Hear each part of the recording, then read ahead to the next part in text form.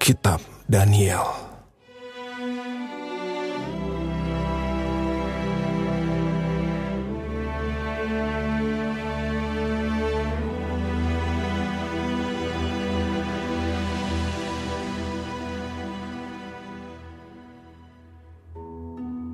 Pada tahun yang ketiga pemerintahan Yoyakim, Raja Yehuda, datanglah Nebukadnezar, Raja Babel, ke Yerusalem, lalu mengepung kota itu.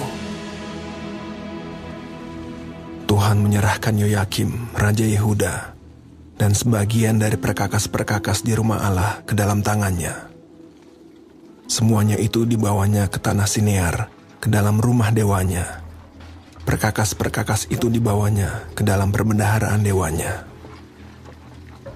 Lalu raja bertitah kepada Aspenas, kepala istananya, untuk membawa beberapa orang Israel yang berasal dari keturunan raja dan dari kaum bangsawan, yakni orang-orang muda yang tidak ada sesuatu celah, yang berperawakan baik, yang memahami berbagai-bagai hikmat, berpengetahuan banyak, dan yang mempunyai pengertian tentang ilmu, yakni orang-orang yang cakap untuk bekerja dalam istana raja, supaya mereka diajarkan tulisan dan bahasa orang Kasdim. Dan raja menetapkan bagi mereka pelabur setiap hari dari santapan raja dan dari anggur yang biasa diminumnya. Mereka harus dididik selama 3 tahun, dan sesudah itu mereka harus bekerja pada raja. Di antara mereka itu, ada juga beberapa orang Yehuda, yakni Daniel, Hananya, Misael, dan Azaria. Pemimpin pegawai istana itu memberi nama lain kepada mereka. Daniel dinamainya Belsazar, Hananya dinamainya Sadrak, Misael dinamainya Mesak, dan Azaria dinamainya Abednego. Daniel berketetapan untuk tidak menajiskan dirinya dengan santapan raja dan dengan anggur yang biasa diminum raja. Dimintanyalah kepada pemimpin pegawai istana itu supaya ia tak usah menajiskan dirinya. Maka Allah mengaruniakan kepada Daniel kasih dan sayang dari pemimpin pegawai istana itu. Tetapi berkatalah pemimpin pegawai istana itu kepada Daniel, "Aku takut kalau Tuanku Raja yang telah menetapkan makanan dan minumanmu berpendapat bahwa kamu kelihatan kurang sehat daripada orang-orang muda lain yang sebaya dengan kamu, sehingga karena kamu aku dianggap bersalah oleh Raja." Kemudian berkatalah Daniel kepada pencenang yang telah diangkat oleh pemimpin pegawai istana untuk mengawasi Daniel, Hananya, Misael, dan Azaria, "Adakanlah percobaan dengan hamba-hambamu ini selama 10 hari, dan biarlah kami diberikan sayur untuk dimakan dan air untuk diminum. Sesudah itu, bandingkanlah perawakan kami dengan perawakan orang-orang muda yang makan dari santapan raja. Kemudian, perlakukanlah hamba-hambamu ini sesuai dengan pendapatmu." Didengarkannyalah permintaan mereka itu, lalu diadakanlah percobaan dengan mereka selama 10 hari. Setelah lewat 10 hari, ternyata perawakan mereka lebih baik, dan mereka kelihatan lebih gemuk daripada semua orang muda yang telah makan dari santapan raja. Kemudian pencenang itu selalu mengambil makanan mereka dan anggur yang harus mereka minum, lalu memberikan sayur kepada mereka. Kepada keempat orang muda itu, Allah memberikan pengetahuan dan kepandaian tentang berbagai-bagai tulisan dan hikmat, sedang Daniel juga mempunyai pengertian tentang berbagai-bagai penglihatan dan mimpi. Setelah lewat waktu yang ditetapkan raja, bahwa mereka sekalian harus dibawa menghadap, maka dibawalah mereka oleh pemimpin pegawai istana itu ke hadapan Nebukadnezar. Raja bercakap-cakap dengan mereka, dan di antara mereka sekalian itu tidak didapati yang setara dengan Daniel, Hananya, Misael, dan Azaria. Maka bekerjalah mereka itu pada raja. Dalam tiap-tiap hal yang memerlukan kebijaksanaan dan pengertian yang ditanyakan raja kepada mereka, didapatinya bahwa mereka 10 kali lebih cerdas daripada semua orang berilmu dan semua ahli jampi di seluruh kerajaannya. Daniel ada di sana sampai tahun pertama pemerintahan Koresh. Pada tahun kedua pemerintahan Nebukadnezar, bermimpilah Nebukadnezar. Karena itu hatinya gelisah dan ia tidak dapat tidur. Lalu raja menyuruh memanggil orang-orang berilmu, ahli jampi, ahli sihir, dan para kasdim, untuk menerangkan kepadanya tentang mimpinya itu. Maka datanglah mereka dan berdiri di hadapan raja. Kata raja kepada mereka, "Aku bermimpi, dan hatiku gelisah karena ingin mengetahui mimpi itu." Lalu berkatalah para kasdim itu kepada raja dalam bahasa Aram, Ya Raja, kekalah hidupmu. Ceritakanlah kepada hamba-hambamu mimpi itu, maka kami akan memberitahukan maknanya. Tetapi raja menjawab para kasdim itu, Aku telah mengambil keputusan, yakni jika kamu tidak memberitahukan kepadaku mimpi itu dengan maknanya, maka kamu akan dipenggal-penggal dan rumah-rumahmu akan dirobohkan menjadi timbunan puing. Tetapi jika kamu dapat memberitahukan mimpi itu dengan maknanya, maka kamu akan menerima hadiah, pemberian-pemberian, dan kehormatan yang besar daripadaku. Oleh sebab itu, beritahukanlah kepadaku mimpi itu dengan maknanya. Mereka menjawab pula, Silakan Tuanku Raja menceritakan mimpi itu kepada hamba-hambanya ini, maka kami akan memberitahukan maknanya. Jawab raja, Aku tahu benar-benar bahwa kamu mencoba mengulur-ulur waktu karena kamu melihat bahwa aku telah mengambil keputusan. Yakni jika kamu tidak dapat memberitahukan kepadaku mimpi itu, maka kamu akan kena hukuman yang sama. Dan aku tahu bahwa kamu telah bermufakat untuk mengatakan kepadaku hal-hal yang bohong dan busuk sampai keadaan berubah. Oleh sebab itu, ceritakanlah kepadaku mimpi itu, supaya aku tahu bahwa kamu dapat memberitahukan maknanya juga kepadaku. Para kasdim itu menjawab raja, Tidak ada seorang pun di muka bumi yang dapat memberitahukan apa yang diminta Tuanku Raja. Dan tidak pernah seorang raja, bagaimanapun agungnya dan besar kuasanya, telah meminta hal sedemikian dari seorang berilmu, atau seorang ahli jampi, atau seorang kasdim. Apa yang diminta Tuanku Raja adalah terlalu berat, dan tidak ada seorang pun yang dapat memberitahukannya kepada Tuanku Raja, selain dari dewa-dewa yang tidak berdiam di antara manusia. Maka raja menjadi sangat geram dan murka karena hal itu. Lalu dititahkannya lah untuk melenyapkan semua orang bijaksana di Babel. Ketika titah dikeluarkan supaya orang-orang bijaksana dibunuh, maka Daniel dan teman-temannya pun terancam akan dibunuh. Lalu berkatalah Daniel dengan cerdik dan bijaksana kepada Ariok, pemimpin pengawal raja yang telah pergi untuk membunuh orang-orang bijaksana di Babel itu. Katanya kepada Ariok, pembesar raja itu, Mengapa titah yang begitu keras ini dikeluarkan oleh raja. Lalu Aryok memberitahukan hal itu kepada Daniel. Maka Daniel menghadap raja dan meminta kepadanya supaya ia diberi waktu untuk memberitahukan makna itu kepada raja. Kemudian pulanglah Daniel dan memberitahukan hal itu kepada Hananya, Misael, dan Azaria, teman-temannya, dengan maksud supaya mereka memohon kasih sayang kepada Allah semesta langit mengenai rahasia itu, supaya Daniel dan teman-temannya jangan dilenyapkan bersama-sama orang-orang bijaksana yang lain di Babel.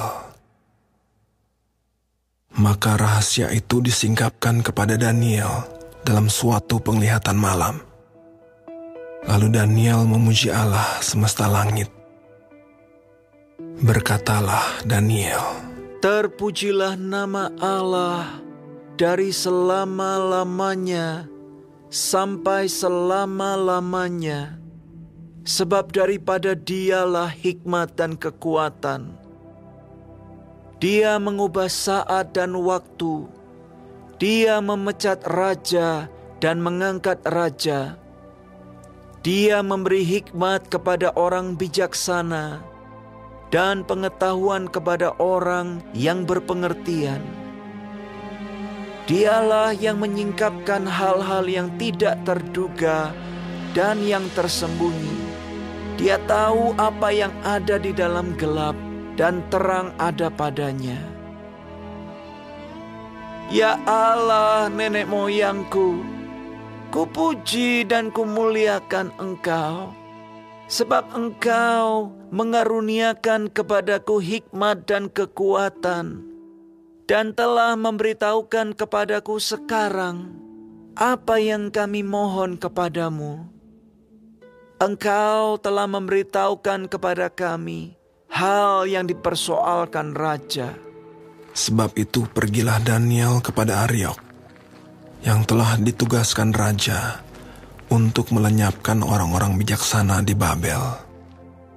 Maka pergilah ia serta berkata kepadanya demikian, Orang-orang bijaksana di Babel itu jangan kau lenyapkan. Bawalah aku menghadap raja, maka aku akan memberitahukan kepada raja makna itu. Aryok segera membawa Daniel menghadap raja, serta berkata kepada raja demikian, Aku telah mendapat seorang dari antara orang-orang buangan dari Yehuda yang dapat memberitahukan makna itu kepada raja. Bertanyalah raja kepada Daniel yang namanya Beltsazar. Sanggupkah engkau memberitahukan kepadaku mimpi yang telah kulihat itu dengan maknanya juga? Daniel menjawab, katanya kepada raja, Rahasia yang ditanyakan tuanku raja tidaklah dapat diberitahukan kepada raja oleh orang bijaksana, ahli jampi, orang berilmu, atau ahli nujum. Tetapi di sorga ada Allah yang menyingkapkan rahasia-rahasia. Ia telah memberitahukan kepada tuanku, Raja Nebukadnezar, apa yang akan terjadi pada hari-hari yang akan datang. Mimpi dan penglihatan-penglihatan yang Tuanku lihat di tempat tidur ialah ini. Sedang Tuanku ada di tempat tidur, ya Tuanku Raja, timbul pada Tuanku pikiran-pikiran tentang apa yang akan terjadi di kemudian hari. Dan Dia yang menyingkapkan rahasia-rahasia telah memberitahukan kepada tuanku apa yang akan terjadi. Adapun aku, kepadaku telah disingkapkan rahasia itu, bukan karena hikmat yang mungkin ada padaku, melebihi hikmat semua orang yang hidup, tetapi supaya maknanya diberitahukan kepada tuanku raja, dan supaya tuanku mengenal pikiran-pikiran tuanku. "Ya Raja, tuanku melihat suatu penglihatan, yakni sebuah patung yang amat besar. Patung ini tinggi, berkilau-kilau luar biasa, tegak di hadapan tuanku dan tampak mendahsyatkan. Adapun patung itu, kepalanya dari emas tua, dada dan lengannya dari perak, perut dan pinggangnya dari tembaga, sedang pahanya dari besi dengan kakinya sebagian dari besi dan sebagian lagi dari tanah liat. Sementara tuanku melihatnya, terungkit lepas sebuah batu tanpa perbuatan tangan manusia, lalu menimpa patung itu tepat pada kakinya yang dari besi dan tanah liat itu, sehingga remuk. Maka dengan sekaligus diremukannyalah juga besi, tanah liat, tembaga, perak, dan emas itu, dan semuanya menjadi seperti sekam di tempat pengirikan pada musim panas. Lalu angin menghembuskannya, sehingga tidak ada bekas-bekasnya yang ditemukan. Tetapi batu yang menimpa patung itu menjadi gunung besar yang memenuhi seluruh bumi. Itulah mimpi tuanku, dan sekarang maknanya akan kami katakan kepada tuanku Raja. Ya tuanku Raja, Raja segala raja, yang kepadanya oleh Allah semesta langit telah diberikan kerajaan, kekuasaan, kekuatan, dan kemuliaan, dan yang ke dalam tangannya telah diserahkannya anak-anak manusia, dimanapun mereka berada, binatang-binatang di padang, dan burung-burung di udara, dan yang dibuatnya menjadi kuasa atas semuanya itu. Tuankulah kepala yang dari emas itu. Tetapi sesudah tuanku akan muncul suatu kerajaan lain yang kurang besar dari kerajaan tuanku, kemudian suatu kerajaan lagi, yakni yang ketiga dari tembaga yang akan berkuasa atas seluruh bumi. Sesudah itu akan ada suatu kerajaan yang keempat, yang keras seperti besi, tepat seperti besi yang meremukkan dan menghancurkan segala sesuatu, dan seperti besi yang menghancur luluhkan, maka kerajaan ini akan meremukkan dan menghancur luluhkan semuanya. Dan seperti tuanku lihat kaki dan jari-jarinya, sebagian dari tanah liat tukang periuk dan sebagian lagi dari besi, itu berarti bahwa kerajaan itu terbagi. Memang kerajaan itu juga keras seperti besi. Sesuai dengan yang tuanku lihat, besi itu bercampur dengan tanah liat. Tetapi sebagaimana jari-jari kaki itu, sebagian dari besi dan sebagian lagi dari tanah liat, demikianlah kerajaan itu akan menjadi keras sebagian dan rapuh sebagian. Seperti tuanku lihat, besi bercampur dengan tanah liat, itu berarti mereka akan bercampur oleh perkawinan, tetapi tidak akan merupakan satu kesatuan. Seperti besi tidak dapat bercampur dengan tanah liat. Tetapi pada zaman raja-raja, Allah semesta langit akan mendirikan suatu kerajaan yang tidak akan binasa sampai selama-lamanya, dan kekuasaan tidak akan beralih lagi kepada bangsa lain. kerajaan itu akan meremukkan segala kerajaan dan menghabisinya. Tetapi kerajaan itu sendiri akan tetap untuk selama-lamanya. Tepat seperti yang Tuanku lihat, bahwa tanpa perbuatan tangan manusia, sebuah batu terungkit lepas dari gunung dan meremukkan besi, tembaga, tanah liat, perak dan emas itu. Allah yang Maha Besar telah memberitahukan kepada Tuanku Raja apa yang akan terjadi di kemudian hari. Mimpi itu adalah benar dan maknanya dapat dipercayai. Lalu sujudlah Raja Nebukadnezar serta menyembah Daniel. Juga dititahkannya mempersembahkan korban dan bau-bauan kepadanya. Berkatalah Raja kepada Daniel, "Sesungguhnya lah, Allahmu itu Allah yang mengatasi segala Allah, dan yang berkuasa atas segala raja, dan yang menyingkapkan rahasia-rahasia, sebab engkau telah dapat menyingkapkan rahasia itu." Lalu Raja memuliakan Daniel. Dianugerahinya lah dengan banyak pemberian yang besar, dan dibuatnya dia menjadi penguasa atas seluruh wilayah Babel, dan menjadi kepala semua orang bijaksana di Babel.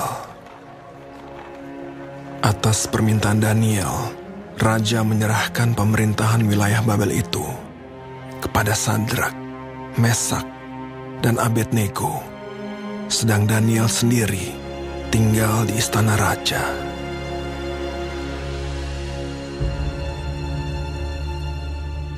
Raja Nebukadnezar membuat sebuah patung emas yang tingginya 60 hasta dan lebarnya 6 hasta, yang didirikannya di dataran Dura di wilayah Babel.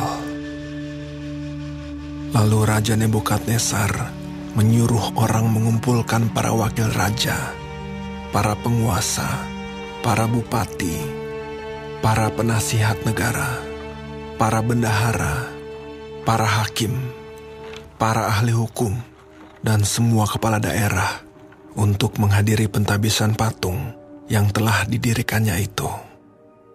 Lalu berkumpullah para wakil raja, para penguasa, para bupati, para penasihat negara, para bendahara, para hakim, para ahli hukum, dan semua kepala daerah untuk menghadiri pentabisan patung yang telah didirikan Raja Nebukadnezar itu.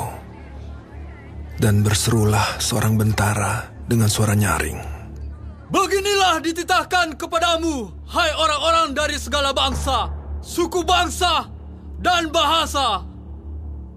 Demi kamu mendengar bunyi sangkakala, seruling, kecapi, rebab, gambus, serdam, dan berbagai-bagai jenis bunyi-bunyian, maka haruslah kamu sujud menyembah patung yang telah didirikan Raja Nebukadnezar itu. Siapa yang tidak sujud menyembah akan dicampakkan seketika itu juga ke dalam perapian yang menyala-nyala." Sebab itu, demi segala bangsa mendengar bunyi sangkakala, seruling, kecapi, rebab, gambus, dan berbagai-bagai jenis bunyi-bunyian, maka sujudlah orang-orang dari segala bangsa, suku bangsa, dan bahasa, dan menyembah patung emas yang telah didirikan Raja Nebukadnezar itu. Pada waktu itu juga, tampillah beberapa orang Kasdim menuduh orang Yahudi. Berkatalah mereka kepada Raja Nebukadnezar, "Ya Raja, kekalah hidup Tuanku. Tuanku Raja telah mengeluarkan titah bahwa setiap orang yang mendengar bunyi sangkakala, seruling, kecapi, rebab, gambus, serdam, dan berbagai-bagai jenis bunyi-bunyian harus sujud menyembah patung emas itu. dan bahwa siapa yang tidak sujud menyembah akan dicampakkan ke dalam perapian yang menyala-nyala. Ada beberapa orang Yahudi yang kepada mereka telah Tuanku berikan pemerintahan atas wilayah Babel, yakni Sadrak, Mesak, dan Abednego. Orang-orang ini tidak mengindahkan titah Tuanku, ya Raja. Mereka tidak memuja dewa Tuanku dan tidak menyembah patung emas yang telah Tuanku dirikan. Sesudah itu, Nebukadnezar memerintahkan dalam marahnya dan geramnya untuk membawa Sadrak, Mesak, dan Abednego menghadap. Setelah orang-orang itu dibawa menghadap raja, berkatalah Nebukadnezar kepada mereka, "Apakah benar, hai Sadrak, Mesak, dan Abednego, bahwa kamu tidak memuja dewaku dan tidak menyembah patung emas yang kudirikan itu?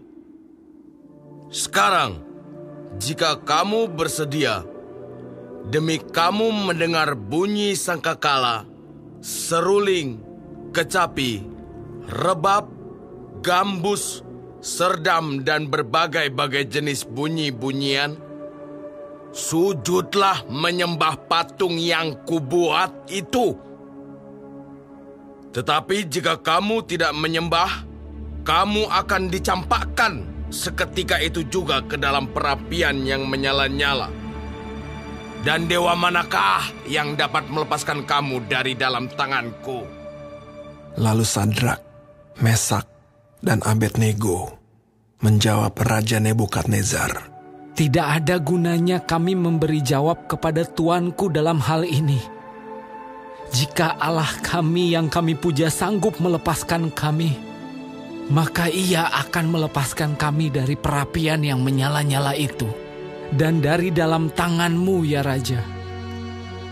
Tetapi seandainya tidak, hendaklah Tuanku mengetahui, ya Raja, bahwa kami tidak akan memuja dewa Tuanku dan tidak akan menyembah patung emas yang Tuanku dirikan itu." Maka meluaplah kegeraman Nebukadnezar. Air mukanya berubah terhadap Sadrak, Mesak, dan Abednego.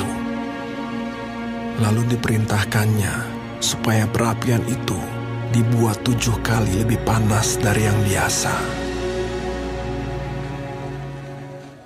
Kepada beberapa orang yang sangat kuat dari tentaranya, dititahkannya untuk mengikat Sadrak, Mesak, dan Abednego dan mencampakkan mereka ke dalam perapian yang menyala-nyala itu. Lalu diikatlah ketiga orang itu dengan jubah, celana, topi, dan pakaian-pakaian mereka yang lain, dan dicampakkan ke dalam perapian yang menyala-nyala.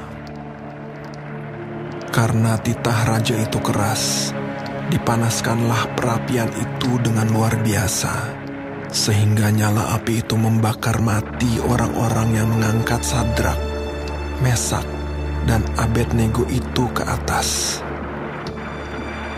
Tetapi ketiga orang itu, yakni Sadrak, Mesak, dan Abednego, jatuh ke dalam perapian yang menyala-nyala itu dengan terikat.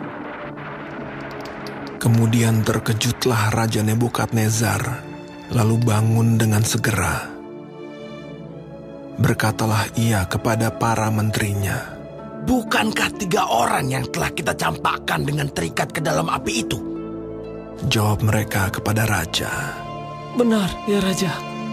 Katanya, "Tetapi ada 4 orang kulihat berjalan-jalan dengan bebas di tengah-tengah api itu. Mereka tidak terluka, dan yang keempat itu rupanya seperti anak dewa."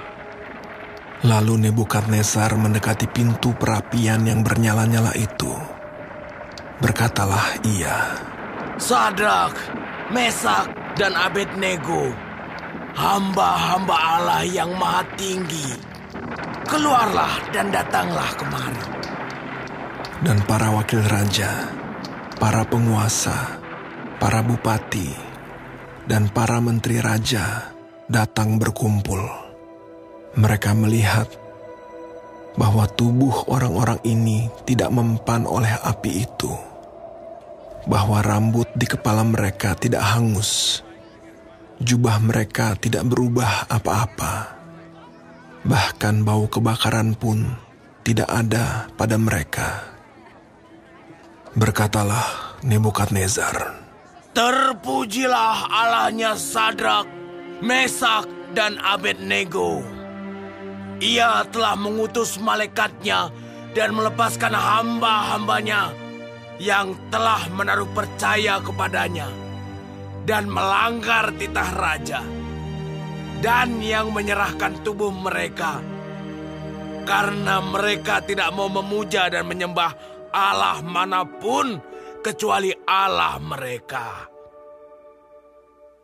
Sebab itu, aku mengeluarkan perintah bahwa setiap orang dari bangsa, suku bangsa, atau bahasa manapun ia yang mengucapkan penghinaan terhadap Allahnya Sadrak, Mesak, dan Abednego akan dipenggal-penggal dan rumahnya akan dirobohkan menjadi timbunan puing, karena tidak ada Allah lain yang dapat melepaskan secara demikian itu.